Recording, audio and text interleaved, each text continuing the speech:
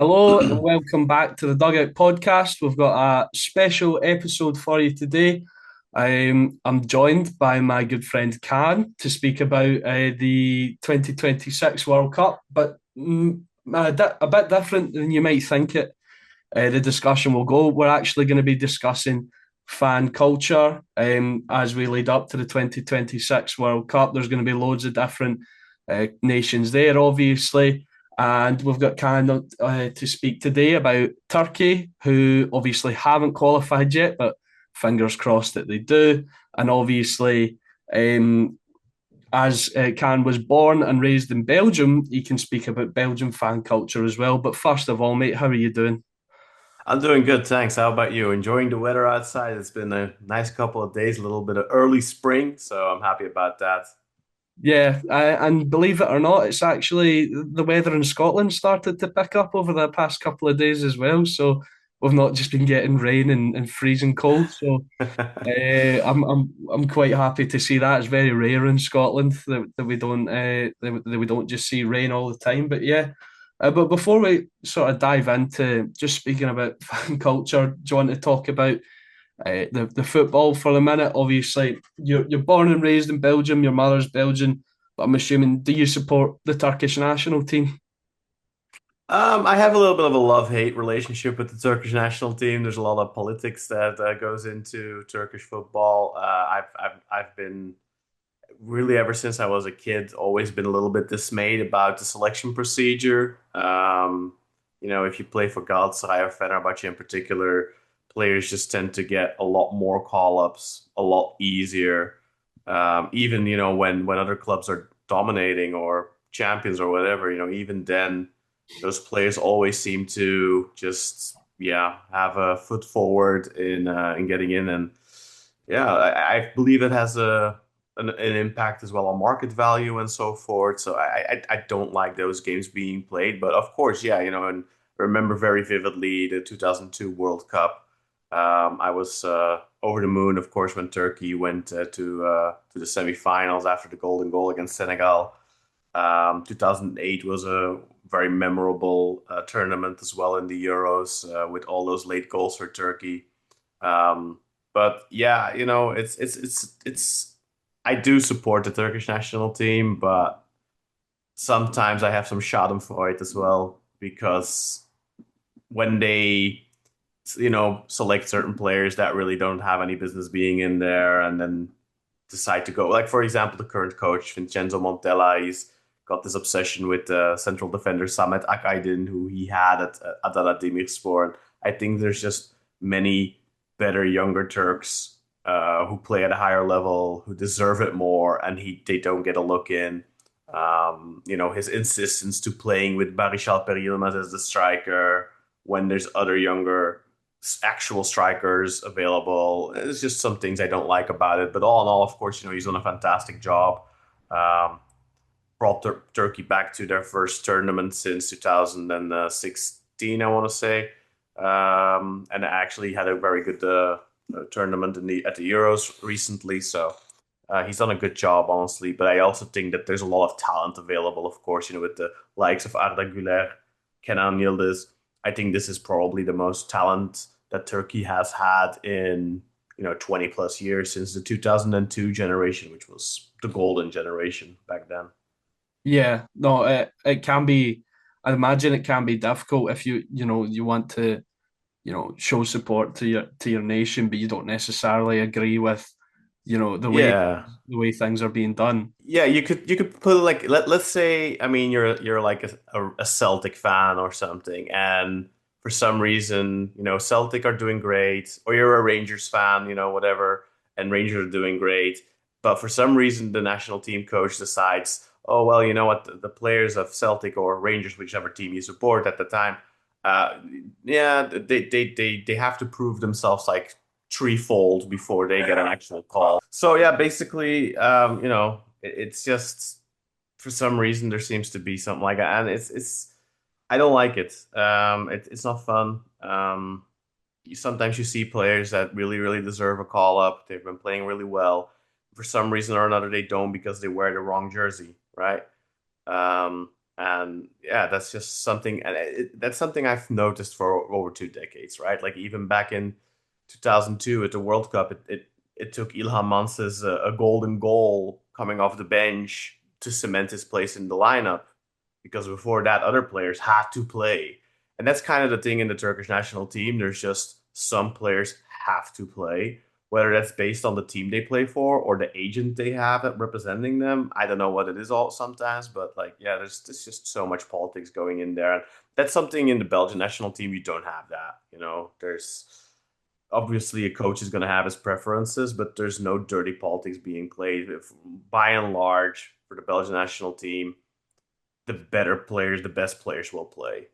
They will play based on merits. And of course, sometimes you have a coach that has his favorites and has a bias towards a player and doesn't give other players as many chances as they should. Like Leandro Trossard is a good example of that. Like when he has been doing great in England in the Premier League for the last couple of years, and he wasn't really getting many chances before when Eden Hazard and so forth were still playing. Obviously, he's retired now, but it took Trossard quite some time before he actually got a fair shake. So it happens everywhere, obviously, but in Turkey, it's to an extreme degree. Yeah, no, definitely. I mean, it does happen everywhere. I mean, especially there's been a lot of outcry over the years around the Scotland national team that Steve Clarke just picks his favourites, Hmm. no matter how well players are doing for their club. Fortunately, that has seemed to have changed in recent selections. A lot of Hmm. players are getting picked on merit. Players would maybe you wouldn't necessarily see. Young players getting opportunities as well, like Lennon Miller, Lewis Ferguson. And that's been Lewis Ferguson sort of cemented himself in the Scotland national team now, and that's been exciting to see. But I'd Yeah. imagine, yeah, that is really, really frustrating when when you see these good players and you know that they maybe deserve the opportunity. I mean, Yeah, yeah, for sure. we I mean, imagine like look how great Aberdeen did last season, and now look how great Hearts is doing this season, right? They obviously are going to have players that their supporters are going to be like, hey, this guy should be a no brainer for the Scottish national team. But then for some reason, the national team coach has a bias for, let's say, Rangers or for Celtic or whatever, and prefers to call the Celtic player in the same position up over the player for Aberdeen or Hearts or whatever, even if that player is performing better. yeah, Um, that just might that might actually still happen because yeah. there's a couple of Hearts players, especially I'd probably say Craig Halkett, the centre back. He's been excellent this season. Hmm. But, if you ask me right now, I'd probably say John Souttar for Rangers is probably more likely to get called up, even though Rangers, if Celtic win tonight, as we're recording this, could be down into third place.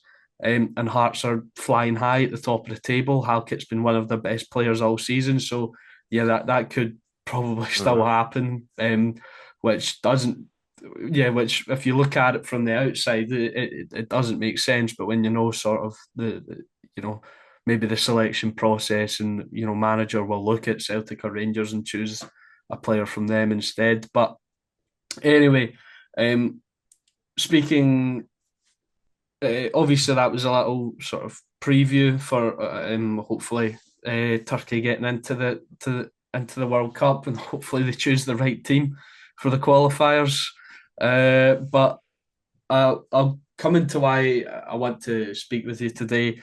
I want to talk about fan cultures going into the World Cup. It's always something that's sort of interested me. Maybe the differences, the things we don't realise. Obviously, Turkey is famed for its intense atmospheres. I mean, a few years ago, Galatasaray, Welcome to Hell, that sort of thing. But what would you say is maybe something about Turkish fan culture that maybe in a UK mindset or other bits of Europe that maybe we wouldn't know or understand?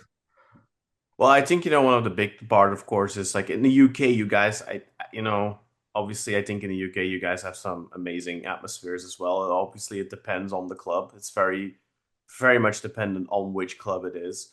But the singing throughout 90 minutes, the chants that are being sung. I think, in the UK, you guys have some really original ones. I remember going to Tottenham away like 10 years ago, and just one of the ultra stands of Tottenham that was still at White Hart Lane, they were just chanting, "You're just a shit Fenerbahce, you're just a shit and I just, that's always like a lot of fun about the British fan culture. But the Turkish fan culture, yeah, there's a lot of profanity in it for sure. There's a lot of your mom and stuff like that, and like very organized in long songs, and or they'll make like a spoof on a famous popular song or something. Like Besiktas fans have a very famous I'll call it a cover on one of Sezen Aksu, which is one of the biggest, probably the biggest singer in Turkey.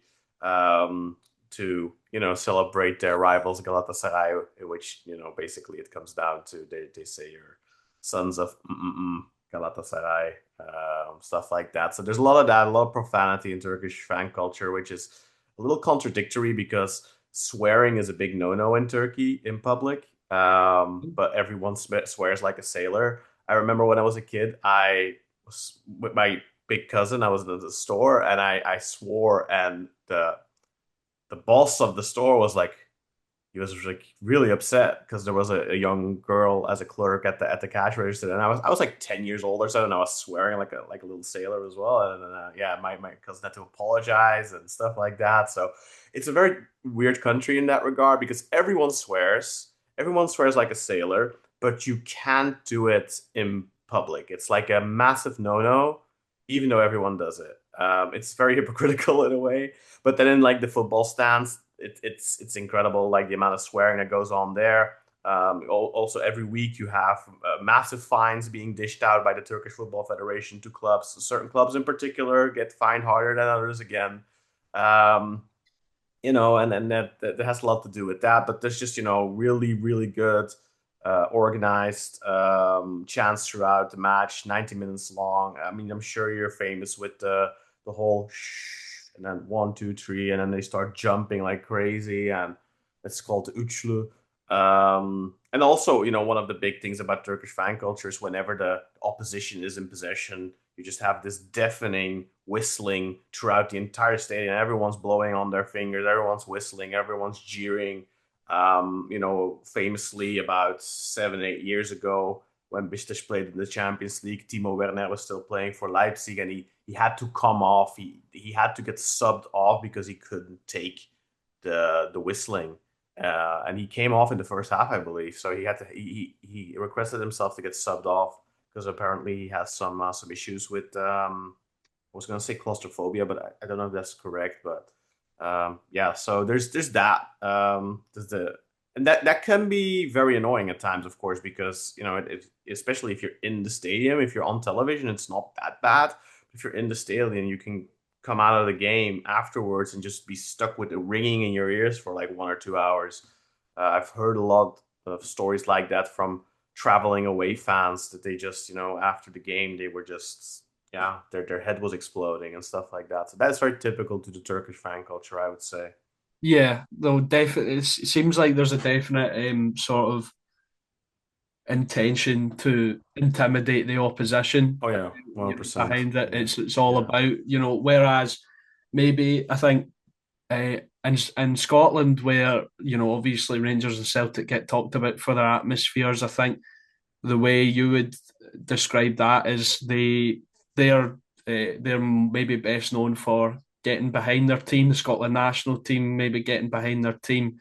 Whereas it seems like from the perspective of Turkey and Turkish fan culture, obviously you can obviously I'm sure they do support their team as well, but it seems a lot of it is based around trying to intimidate the opposition. A lot of it is definitely based around that as well, and I think that occurrences like the whole Timo Werner thing definitely motivate that further as well. And then another thing that Turkish fans love to do ahead of, like, for example, big European matches, when, for example, if Liverpool are gonna come to Galatasaray in the near future, I can almost guarantee you that the Galatasaray fans will find out what hotel the players are staying at, and during the night they will be outside the stadium, a couple of hundred of them, singing, chanting, making noise the entire night, just so that the Liverpool players won't be able to properly get a good night's rest. So that's also a very typical thing about Turkish fans. Like they'll do anything to get any sort of an advantage on the pitch for their team. Just by trying to upset the opposition, and sometimes that goes into very extreme directions as well. Some years back, there was a Trabzonspor fan who shot with a shotgun at Fenerbahce's team's bus. The bus nearly crashed as a result of it. So it goes really extreme. Those are, of course, very rare occasions, but like there's also certain. I remember, Diyarbakirspor. Now they're called Ahmetspor, which is a club in the Kurdish area in Turkey. Whenever one of the big clubs would go there, their fans would throw rocks at the bus and stuff like that.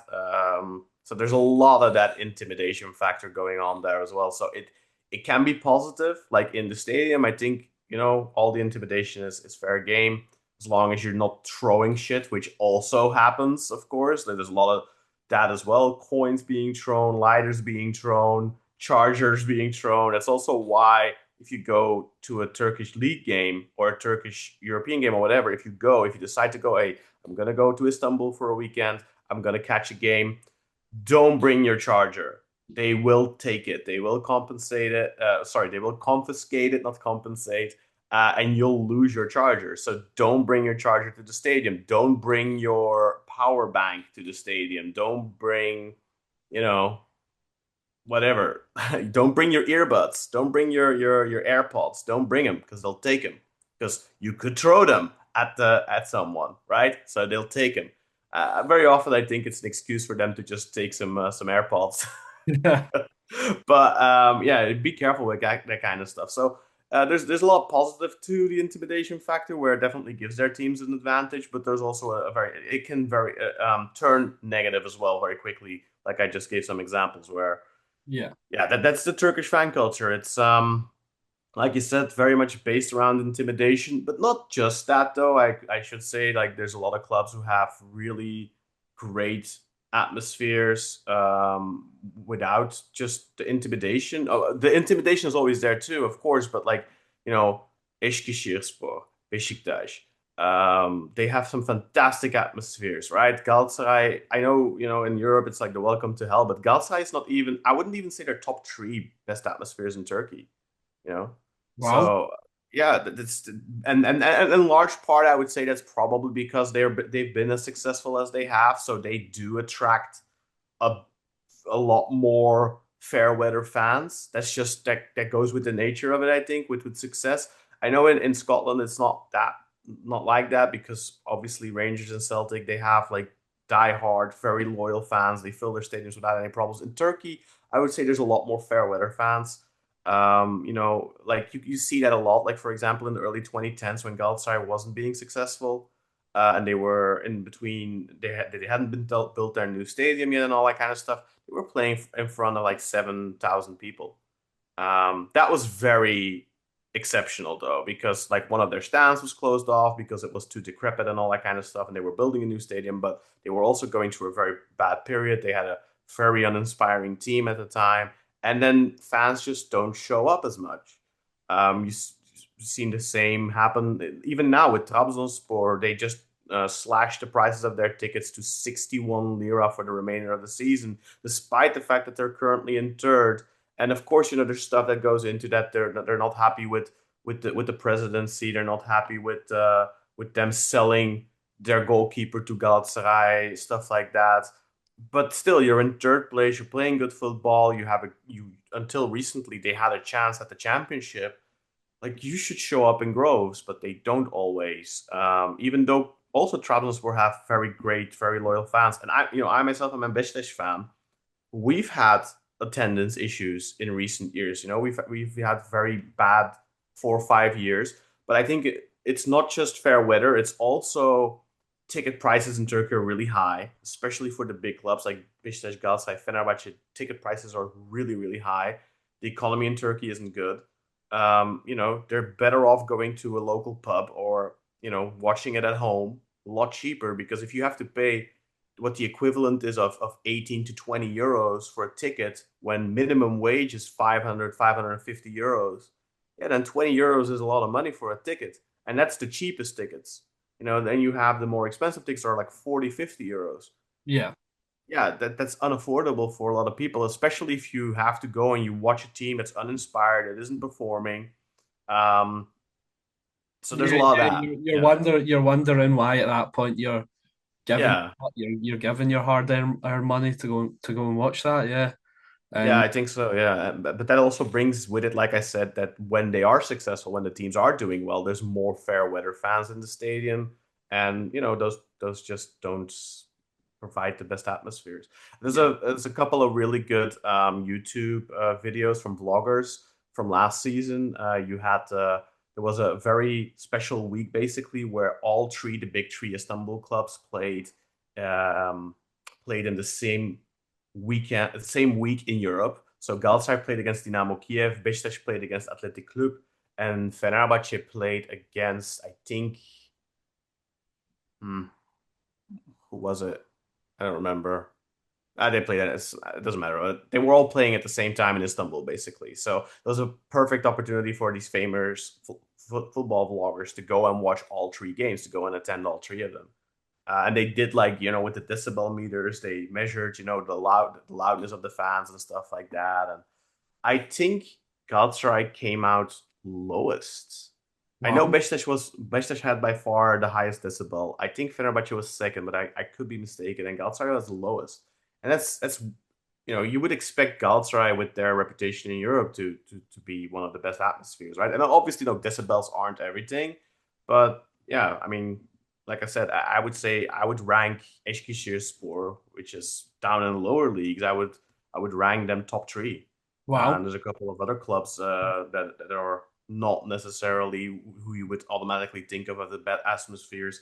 Bursaspor have a fantastic atmosphere, very hostile crowd as well. Adana Demirspor, who just relegated, have a very good atmosphere. Kocaelispor, who are now back in the Super League, they have a great atmosphere in their home stadium too. There's a yeah, lot of clubs in Turkey, smaller clubs that you wouldn't think of that have amazing atmospheres, really good attendances too. yeah. See, in terms of these amazing atmospheres, and the do you think that translates to the national team atmospheres? And also, just one thing I wanted to ask as well. See, obviously, um, it's a thing in Scotland where maybe the national team is more, I guess you could say, more positive because Mhm. obviously with Rangers and Celtic and other derbies in Scotland, there's a lot of hatred. I mean, Rangers and Celtic is just mired in politics and religion, and Yeah, there's yeah, loads of yeah. stuff about that. But when obviously it, from my personal perspective, when the Scotland national team play, obviously you don't know who's sitting beside you, but there's just a more sort of positive feeling Mhm. about it. Would you say that's similar in Turkey? It's improving for sure now with the rise of some young stars that are playing abroad, like I said earlier, like Arda Güler and Kenan Yıldız. Those players are embraced by all, but it like 10, 15 years ago, it got really bad. There's a lot of club politics, and I mean, Galatasaray players are hated by the Fenerbahce and the Besiktas faithful. Fenerbahce players are hated by the Galatasaray and Besiktas faithful. The Besiktas players are hated by the Galatasaray and Fenerbahce faithful. It's just and this constant one upping. I remember when Volkan Demirel was the goalkeeper of the Turkish national team and Fenerbahce at the time. He before a game he got booed by the home crowd because they were playing their home game in the Galatasaray Stadium in Galatasaray Telecom Arena. Back then it was called that. Now it's the Ali Sami and Sport Complex or whatever. But Rams Park, the official name because of the sponsor. But obviously, because they were playing in the Galatasaray Stadium, there were a lot of Galatasaray fans present. And before the warm up, or during the warm up rather, Volkan Demirel came out and got booed and cussed at and all abused verbally, and he reacted to it as well. And after that, they decided to start playing national team games more in other cities, like Konya, for example, where the support is really good because Konya is in the middle of the country, very chauvinistic. They will support, they don't care as much about, oh, you play for Galatasaray, Fenerbahce, Besiktas, Trabzonspor. They don't care that much about that because they're Konya, it's Konya, so most of them will support Konya's for. Well, that's not always true because in everywhere in Turkey, everyone in Turkey, almost everywhere in every city, they support one of the big three usually. That's the But that's the same in Scotland. You could go to anywhere in Scotland and you could yeah, find a Rangers or Celtic supporter guaranteed. yeah, and I think I wouldn't say it's unique to Turkey and Scotland because you have that here in Belgium as well. Of course, either you support. Back when I was a kid, at least, like most of the time, it was either you support Club Brugge, Anderlecht, or sometimes Standard. And then when I was a kid, like Genk was coming up. But I think it's like that in a lot of countries, probably. But there's definitely countries like in England, I think people support a lot more locally, although you have a lot of Manchester United supporters in London too. I think you're always going to have that with the big clubs, of course, but there are definitely countries where supporting your local club is a lot more normal. Like Germany is a perfect example of that, right? Like every major German city has a 50,000 capacity stadium filled to the brim every home game. Um, there people support their local club, and I'm sure everywhere, whether you're in Stuttgart or you're in Hamburg or you're in Berlin, there's always going to be Bayern München's fans there. They're always going to be there somewhere because there's always people who flock to success like that, right?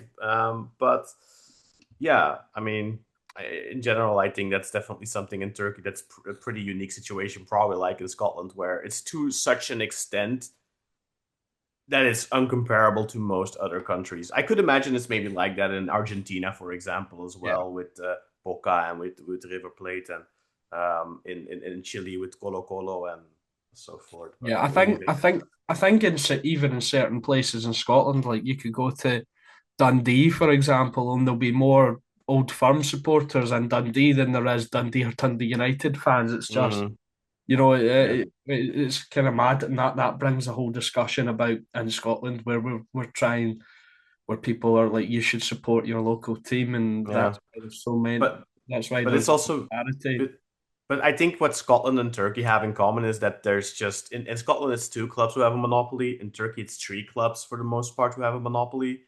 And obviously in Spain you have that as well, but like and in Germany you have it too, honestly. So it's yeah, you have it in many places where there's like X amount of clubs who have a monopoly, but I would say there's a little bit more variation. And obviously in Germany, like the last 20 years, Bayern have been so dominant.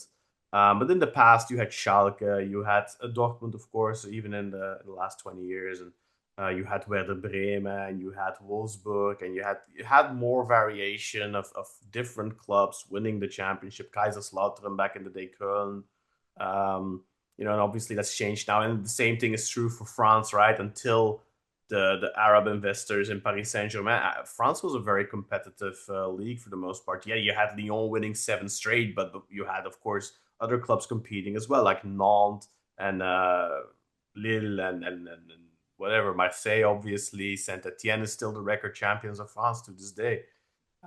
So there's I think there's more variation. Whereas in Turkey and in Scotland, it's been that monopoly for decades upon decades upon decades, right? So I don't think it's abnormal. I think that's normal then that people they grow up with the great Rangers teams, they grow up with the great Celtic teams, they grow up with Henrik Larsson or whatever, and then yeah, that's great Scottish football history. Obviously, what was it? Was it Rangers that got to the UEFA Cup final or was it Celtic in 2004? I don't Uh, remember. But, Celtic in 2004, Rangers made it in 2008, and obviously they oh made it yeah, more against recently in 2021 as well. yeah. So that goes back like for you. I don't know how old you are. Probably like in your early 20s, 22, 23, maybe 21. I'm 20. I'm turning There 21. you go. See, it's the beard, man. It's the beard. Come on.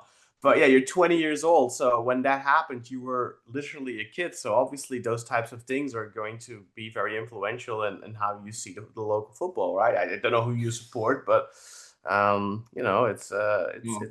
Yeah, I'm a Rangers supporter, so Oh, uh, there you go. See, and in 2008, there you go. You're yeah, very formative. You were very small back then, but yeah, see, you were yeah, 3 years no, old or something, but yeah, no. I think the main reason is that obviously the influence of my dad, but your dad, yeah, yeah, yeah. yeah, no, definitely. I mean, and also as well, obviously when I started supporting Rangers, we were in the when I first started going to games, Rangers were still in the Scottish Championship. Obviously, after they were Yeah, after trying the relegation, after the bankruptcy, right? Yeah. to make their way back up the leagues, um, and I think that sort of advantaged me in a way because I didn't realize on what I was missing per se. I just wanted to go to the Mm-hmm. football with my dad, and then I think I fell in love with the club first before, falling in love with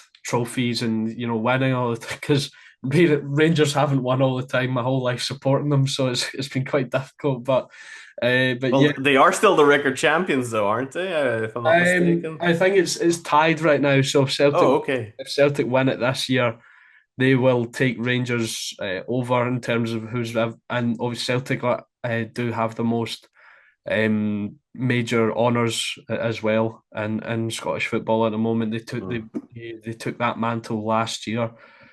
So yeah, but I think that's the reason why I sort of just because I think I remember my first ever Rangers game was a cup game against Hibs, and then one of my favourite memories is was a game against Cowdenbeath where Rangers won 4-1, and Cowdenbeath are now in the Highland League, which is the league below the last.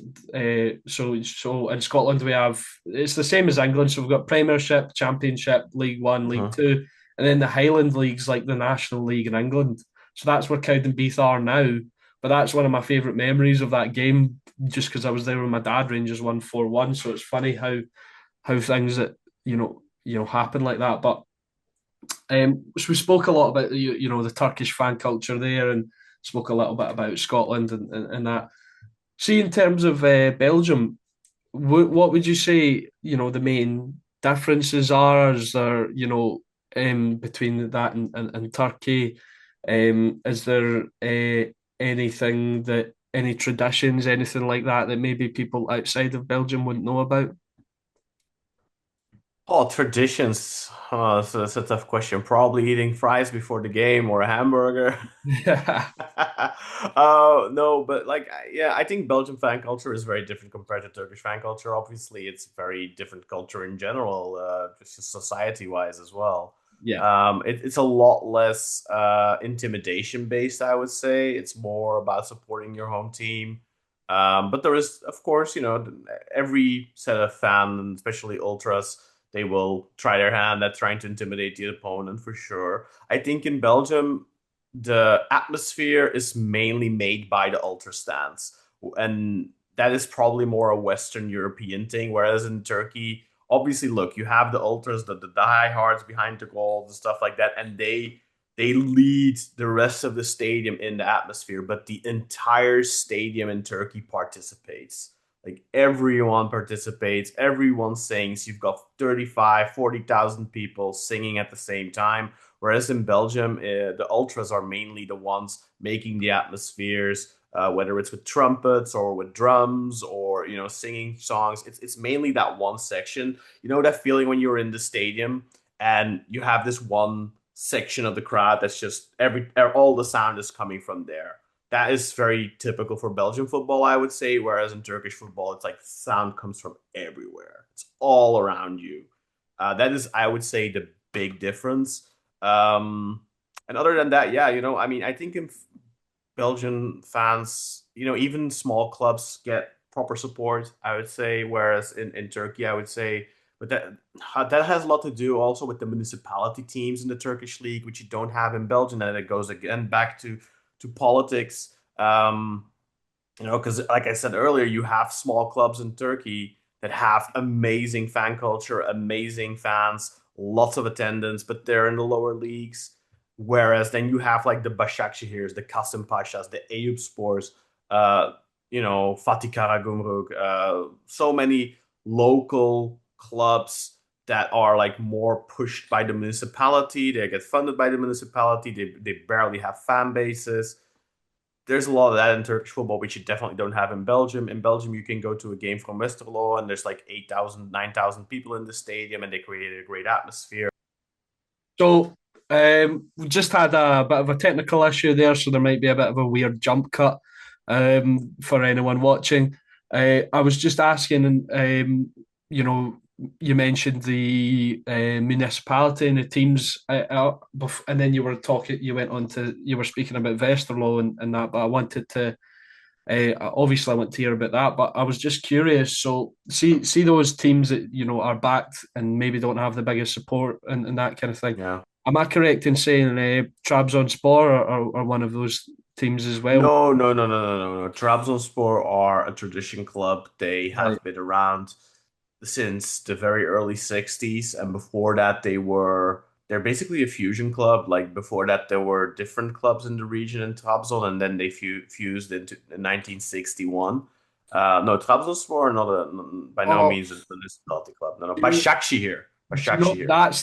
that's who I was getting them confused with. Yeah, yeah, I see. I don't know why. I always get them confused. Apologies. probably because they won the title the year after Başakşehir won the title. Right. Uh, Başakşehir won the championship in the Corona year, and actually Trabzonspor were in first place for a long time, but they lost some players because of Corona, because of the break of Corona. Like John Obi Mikel was there, and he decided to go back, to his family. He wanted to be with his family, so their team kind of suffered a little bit of a setback from that, and then they kind of choked in the last, I don't know, 10 games of the season or whatever it was left. And Başakşehir then actually won their first and only championship under the current Galatasaray coach Okan Buruk. Yeah. And then like a year, or was it the year? No, it wasn't the year after, because Besiktas won the championship in 21. I think Trabzon won it in 22. Yeah, I think that was when they won it. Yeah. So no, yeah, I don't know why you're confusing them, but like, yeah, they're yeah, no, Trabzonspor is a big club. Yeah. I think it's because for some reason in the see the I don't know why um I get them confused, but for some reason I think of the club badges, even though they're not similar at all. Mm, For some reason, I think it's the blue that that I just combine them in my mind. I yeah, and it's not even the same blue either. I don't know why I do it. yeah, But yeah, yeah, yeah. but yeah, Istanbul Başakşehir, I think they got the nickname the president's team, didn't they? And, Yeah, yeah, and yeah. There was like a couple of years ago. It's like some sort of, I don't know if you remember if it was like a charity event or something, but he actually played a football game and he wore the Başakşehir. Uh, yeah, he played in Başakşehir jersey and stuff like that. So, but actually, I believe, if I'm not mistaken, I think he played football for Kasım Pasha when he was very young or something like that. all right, okay. At least that's some sort of urban legend, at least, that goes around there. Like supposedly he was really talented, but his father didn't want him to play football, and All yeah, right. I don't know how much of that is true, but That's like the local guy down the pub saying, "Oh yeah, when I was younger, I played for Rangers, but I done my knee." So I took an oh, arrow to the knee. yeah, yeah, that's the classic story in Scotland. Everyone played in everyone's academy, but Yeah, they had yeah. an injury, and that's Oh why yeah. they're not a I, pro. s- I saw a while back.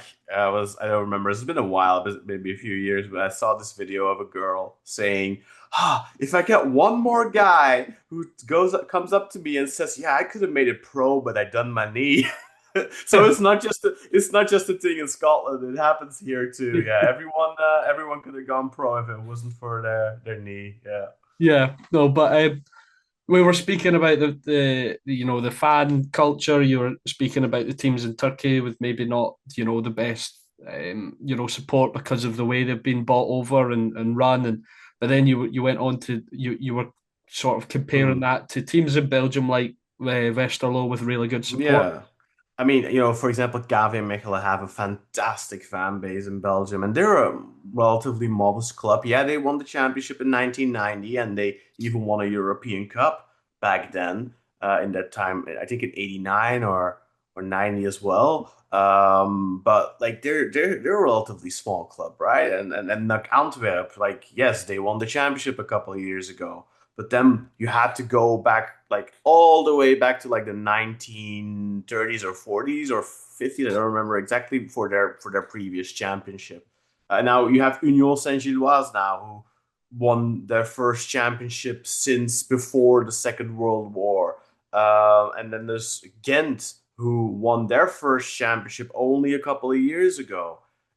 And then Genk is a club that only was founded in the very early 1990s, late 80s, when they're also a fusion club of a couple of local clubs in Genk from the mine workers, from the mines, from the coal mines.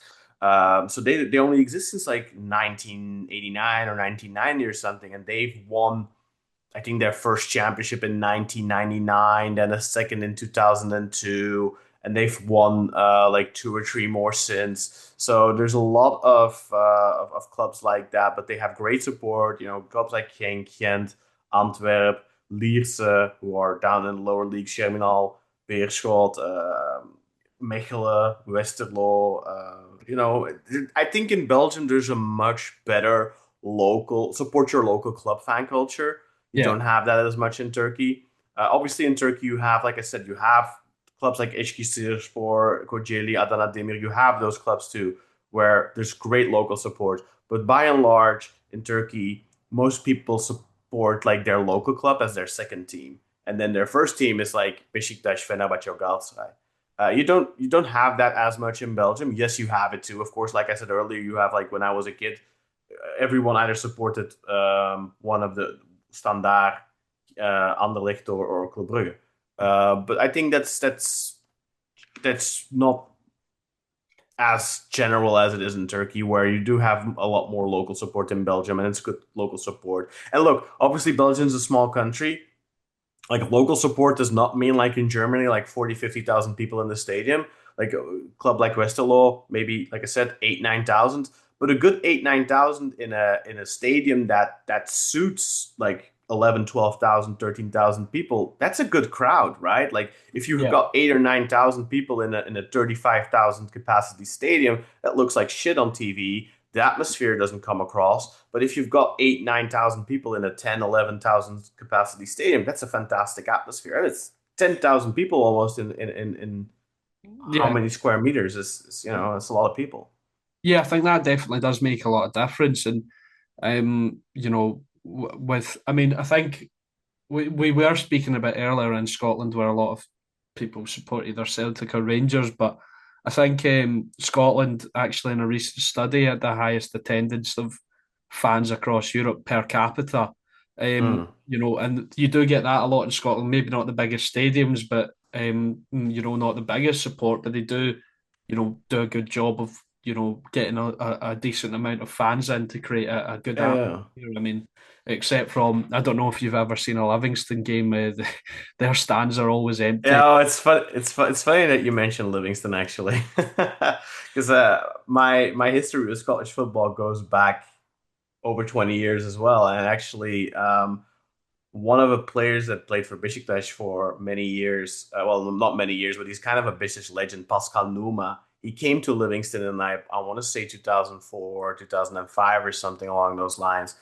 And I remember online, it was like the early days of the internet still, coming on like a Livingston forum and getting to meet people who support Livingston. So it's weird that you say that they have an empty stadium because I met well, a lot is maybe a big word, but I met Livingston fans online back then. They were super nice. They were so friendly. One of them even got me a signed picture of Pascal Numa at the time. He went to get like the Match Day magazine with his picture in it, and he got him to sign it. He sent it to me in the mail. So I have a very good experience with Livingston, actually, or Livy, like you like to say. Yeah, no, Livingston. They're kind of famed for in Scotland for only maybe kind of filling one stand because if you ever see it on TV, the way it is, it's they film it from where the dugout is, and there are supporters in that stand, but Hmm. all around is empty. And see whenever Rangers and Celtic come to Livingston, their away fans fill the majority of the stadium. Yeah, It's yeah, almost like a home game for them. But yeah. yeah, but obviously, you were speaking about there's the good amounts of support there. Would you say there's less? And earlier you were talking about maybe fair weather fans in Turkey. Would you say there's less of that in Belgium? Well, I mean, look, you always have that anywhere, right? And Yeah, I definitely think that with success always come fair weather fans. Like I said earlier, when I was a kid, like everyone supported like Anderlecht Club Brugge. Maybe like if you were in a class with like 15 kids, like let's say 15 boys, probably seven would support Anderlecht, five would support Club Brugge, and then maybe at like one or something that supported Standard. And obviously, my math isn't great coming out to 15 there, but not everyone likes football, right? yeah, So that's how it usually was back then. So there's definitely still fair weather, but obviously Anderlecht haven't been too successful the last decade plus, I would say. So I imagine that wanes.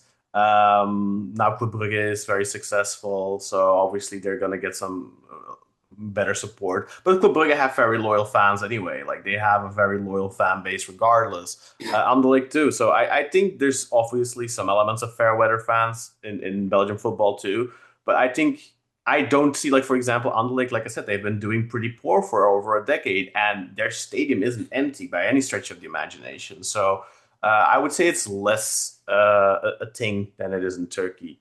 Um, yeah, I think Belgian fans are maybe a little bit more loyal yeah. in that regard. I mean, I don't know. In terms of, Obviously, oh, sorry, on you go. no, but like obviously, it's like more affordable for a Belgian fan, like like season tickets and stuff like that. It's still expensive. Don't get me wrong, but like compared to Turkish fans of the big Turkish clubs, and yeah, it's. And for example, you also see it a lot in like for example Konyaspor. A couple of years ago, they were like competing for Europe. They finished third one season, and their stadium was full. And then like now their stadium's like half full. And that's still a decent turnout, don't get me wrong. It's still like, 15,000, 18,000 people maybe. That's still decent. But they have like a 40,000 capacity stadium, so it looks weird on screen. And their tickets are dirt cheap, right? Like they're dirt cheap. They cost less than bread. So it's not like they have that same economical excuse that, for example, Besiktas, Galatasaray, Fenerbahce fans have, because like I said, like those tickets are really expensive for Turkish standards, and you don't have that as much. Like for example, for the smaller clubs like Kayserispor in the mid 2000s were doing really well, and they had great crowds. But then now, they aren't doing so well, so their stadium isn't that Yeah, full. So the I fair think weather element is definitely bigger in Turkey than it is in Belgium. yeah, I think though that you do get that everywhere though, where fans will Mm.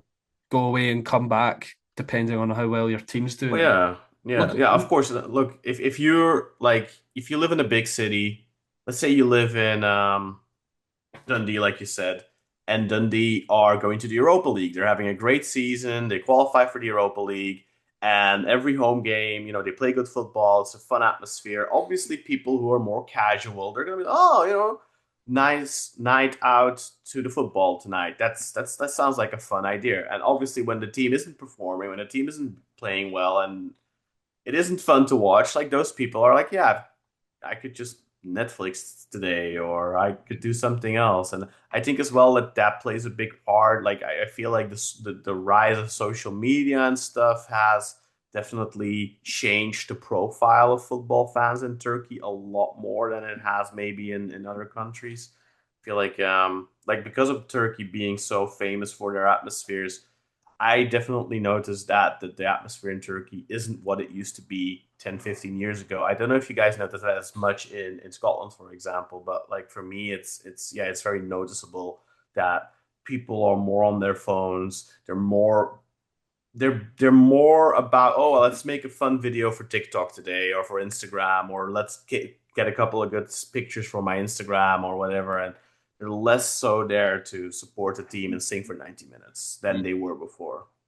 um, I wouldn't say I've seen that much at Scottish games. I mean, I think we've I don't know, it's difficult to explain, but the Scottish mentality of kind of like would be like, you know, the old school mentality would kind of be like put your Mm-hmm. put your phone away, you're here to watch a football match. Yeah. Yeah. I think you would be too embarrassed to maybe try and film a video or something. Like that's why I've actually not, um, done much content inside of stadiums or anything like that because I'm conscious So, of people. so you don't have these really pretty girls made up to the T to a T in like a fan shirt and like make it being trying to be influencers, football influencers now. I You don't mean, have that as much. nothing in Scotland that I've really seen. No, I mean, 'Cause- obviously you do get those mm, people, but like it's not like I wouldn't say it's like an epidemic. Like loads of people, you see it all the time. I'd say, I wouldn't say it's an epidemic in Turkish football either, but you definitely have a lot of those. You do yeah, have those, yeah. yeah. But back to Belgium in terms we spoke about the clubs, but in terms of the national team and what Hmm. for any Scotland fans going over to the States, maybe I don't know exactly where Belgium's games are being played. If they're nowhere near, I haven't checked. then this question Yeah. won't make any sense whatsoever. But like in terms of any fans that are going over to the States, maybe if they interact with Belgium fans and maybe they find their way to a Belgium game, what can they expect? Well, I think Scottish fans and Belgian fans will get along because they both have a passion for beer. Yeah, So that will definitely be something that they have in common. I think Belgian fans are very much party fans. They love to have a good time. Good music, funny hats, funny sunglasses. Just they're there to have fun, especially the supporters for the national team in particular. Like they're there to have fun. They're there to support the national team. It's a lot less intimidation factor based. Like there's none of that almost. Like it's just having a good time, supporting the team, and yeah, it's a very positive mindset, I would say. Whereas Turkish fans are more negative, I would say. yeah, Like if the team play well, it's good, but if the team doesn't play well, they'll boo them and stuff. I'm not saying that won't happen for Belgian fans. Obviously, look, if Belgium goes on like a bad run and people who are paying a lot of money to go and watch a national team and they're there every week, obviously every week is a is a bad statement, but if they're there every home game, obviously at a certain point, everyone has their breaking point where they will um, express their discontent. But in general, I would say Belgian fans are very happy-go-lucky and very positive and just there to have fun and have a good time. And yeah, I think if you come across Belgian fans as Scottish fans, you'll get along with them. yeah. No, definitely. I mean, it sounds like we have similar sort of fans just there to have a good time. I mean Scotland obviously we're not expecting much. I mean we're fingers crossed we'll get out of our group, but it's we've got drawn in one of the toughest groups. I think we've got Brazil, Morocco, and Haiti. So I think that's That's not easy. Yeah, yeah, yeah. it's one of the toughest groups that I think we could have been drawn in, but.